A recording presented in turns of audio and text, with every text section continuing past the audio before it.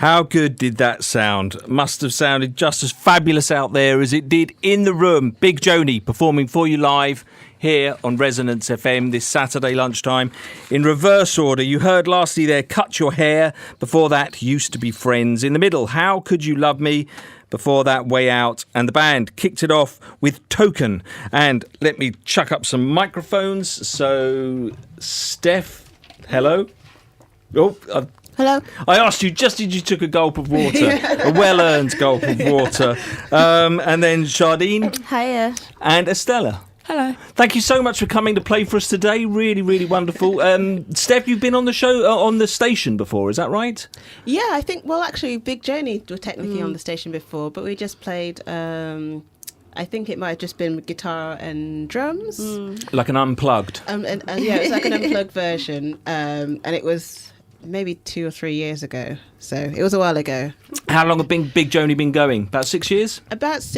Roundabout. Like, we started around summer 2013 because of like the first timers in London, which is like an event where that gets kind of like people to start new bands and kind of encourages people that are, as long as they, getting more people that aren't white men to start new bands as well. So that's how we started Big Joanie, and kind of came up with the idea of like having a black punk band and then a black feminist punk band. So we've been going since then, really. And first timers, was this at DIY Space for London then, or this was prior to that? Prior to DIY Space for London.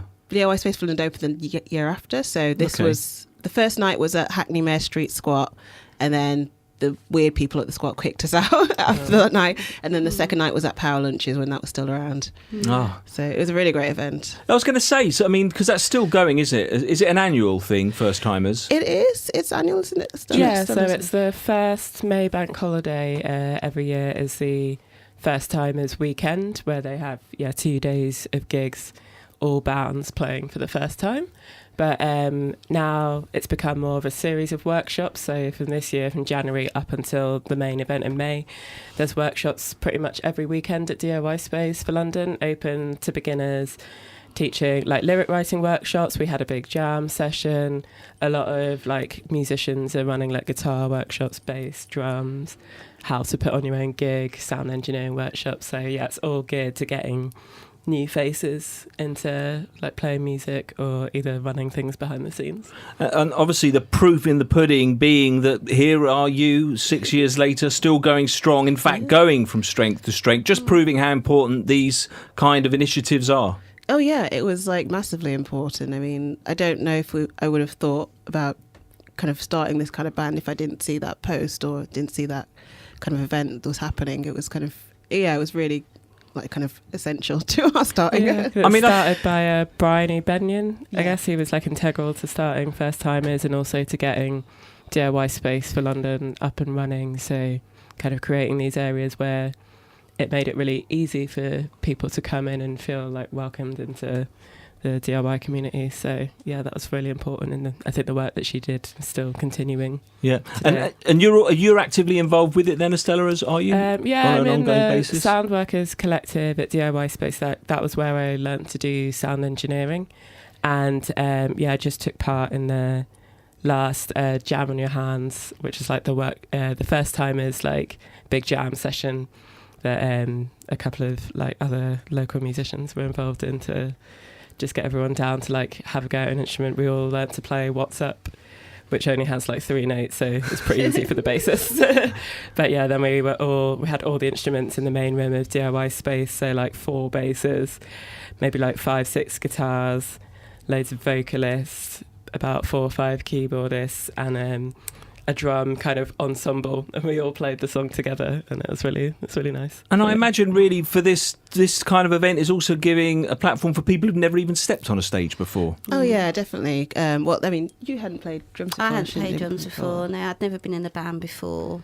So yeah, for me it was just like an opportunity to kind of have a go, I guess, alongside other people that were also having a go. So, like, if you did badly, it wasn't so bad. But then we didn't, so it's fine. A very supportive, Very supportive. Yeah, collaborative atmosphere. Yeah, because no one's going to bee you when they know it's your first gig. Yeah. So it was a lot of like, people cheering everyone on and kind of people being very it's supportive. really And we got our second gig from that gig. So then we just kept going really, and yeah. And many gigs under the belt now, and many more to come. Many more to come. There's a lot to come, actually. Do you want to tell us the next ones? There's a tour. There's a tour. Sorry? Oh, you go ahead. You did it. Okay, so we're playing the KXP International Class Day on Monday. That's in East London. That's this Monday, the 4th. Yeah, the 4th, yeah. And then we're doing our UK tour starting on the 15th of February, and kind of we're covering all the bases like London, Leeds, Oxford, Bristol, Glasgow, Coventry, Manchester, Nottingham. I think that's all of them. Are these places you've all played before? We played most of them before. I think we haven't played Oxford before. And we've played everywhere else before. Yeah. Just before Christmas, you were off on a tour around Europe, and you barely got in the van, it would have appeared on social media, when the van broke down. Yeah. And you put out a shout for a bit of a crowdfunder to keep you on the tour, and boy, did it pay off. It was, we were very surprised. We didn't know it would work.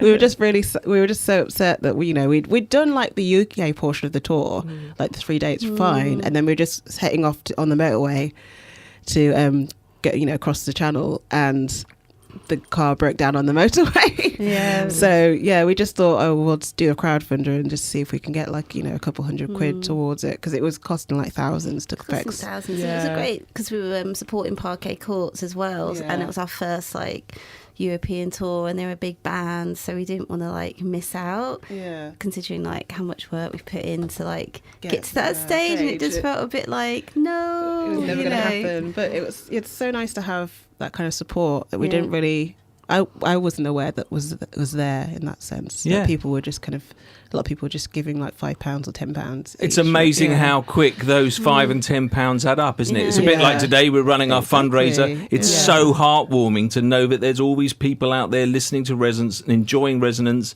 enjoying this show, and you must have felt likewise with the support that you got there. Oh, definitely, yeah. Because every little helps, and like someone kind of giving you their £5 that they've got spare is just really lovely to know, especially when like this day and age when people really don't have a lot of money to spare.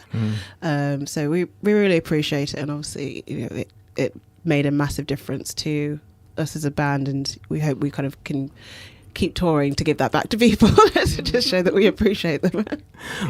We were talking off air before you'd played your set about the fact, I said, is the new album Sisters? Is that how do you pronounce it? Just Sisters. Oh, Sisters. But it's spelled AHS at the end, not Sisters. It's political. It's political sisterhood. Okay, right. But we were talking about whether it was on vinyl, and you said yes, we did 500, and they've already gone out, run out the door. You've had another 500 pressed up. I think we got 500 on vinyl and then 500 on CD coming soon at some point. We don't know when, but that'll get to the stores at some point. But yeah, no, we're surprised it's all kind of gone. And this is with the Daydream Library series. What can you tell us about this? The label? Yeah. The imprint? The imprint. So we were playing a gig with deXter, the Dutch band, last June or July, and after we got off stage, we approached the crowd by this very tall guy, and it was Thurston Moore, and he was massive. Him and his partner Ava and their friend Abby kind of were asking about if we had any records, but we sold out of everything. But we had recorded our album already, so they were like, "Oh, well, maybe we could put you out." And then we met literally the next morning at like 10 a.m. at a very fancy place in King's Cross, where they looked down at us for asking for iced coffees. And they just planned it all for us, basically, and just kind of said, well, this is what we want to do for you, and we want to put this many records out on vinyl and help you this way, And they're like, is that okay? We're like, yeah, definitely. And you played with, on the same bill only last week, was it? With Thurston Moore Ensemble, Under the Bridge? That was last night. Yeah. Oh, was it last night? Yeah. How did it go? Oh, it was amazing. Yeah, it was really great, good. Yeah. A bit tired today, but yeah, it was really good. Yeah. It's not the optimum it's a bit odd time being for up in bands. West London. I think we were all like, I think that was our first show in West London. Is that right? That was our first show in West Our first London. show in West London. I have to, it's not a venue I'm familiar with. Is it a good venue? Good sound? It was quite good, actually. It was Yeah. Surprisingly big. We had some fancy lights, which made us feel like, superstars, which is great. Always helps. Some LED film lighting thing, which I didn't even notice was on, but it all looks great on camera, so that was good. But it's under Chelsea football stadium, which is funny because I'm a West Ham fan, so I was a bit right. like, Arsenal fan. Oh, no. Palace fan. Wolves fan? Or not at all? Well, kind of Wolverhampton to be a Wolves fan, really. I don't know. It's funny, Jardine, you're playing the drums today. We had Julian setting up the drum kit in anticipation of your arrival. We had the 2 rack toms out. We had the big bass drum. And as you arrived, it's like, no, don't need that. We took the toms off. And there was like, no, we don't even need the big bass drum. It's like floor tom, snare. What else have you got? Cowbell? I've got a cowbell. Some jingly janglies. Some sleigh bells and just like a crash cymbal, fast crash. Yeah. Real stripped down. Reminds me of kind of a rockabilly style. Yeah. And you're standing up as well. Yeah. It's nice visually. Yeah. Is there anything that we're failing to cover that I've not asked that you want to make sure you mention? Well, Shout outs. We're off to South by Southwest, so we're kindly being funded by the PRS Foundation to go over to that in March, and we're going to play the BBC introducing stage over there, and we're in the middle of booking a few other shows to play that week, so that'll be our first time actually playing in America as well. Wow. So I'm very excited. How So, exciting is that? fingers crossed if the powers that be are listening, because we've got our visa interview on Tuesday, so please let us know. Best But, behaviour. So if all goes well, we'll be off to South by Southwest in March. Where is South by Southwest again now? Austin, Austin, Texas. Okay, Yeah. so what, do you plan to maybe play New York as well, or what are the other places you're thinking Well, you we might try wanted to, but we need Special what do you call it? visas. Yeah, what Yeah. is it? Special visas? Yeah, What, for New different York? visas, Yeah, it's a Yeah. different. It's confusing, but apparently it's a different visa. Yeah, so this time round we're just doing South by Southwest, but hopefully later in the year or something we'll make it over and do like a proper tour of the States. Yeah. and make a few more places. The reception to the album's been brilliant, and I noticed as well that Margot Broom was the producer. You recorded it at Hermitage Work Studios. Yeah. What was that experience like? It was Amazing. it was intense for me because I was like, I'd just been made redundant from my job. I was moving house, and I was also like weirdly paying for 2 rooms at once, so it was a confusing time. So I was just like very stressed, and I felt like I couldn't sing. Oh yeah, well the pressure's on the singer, isn't it? Yeah, because it's like, oh, this is our first album, we're gonna get it right.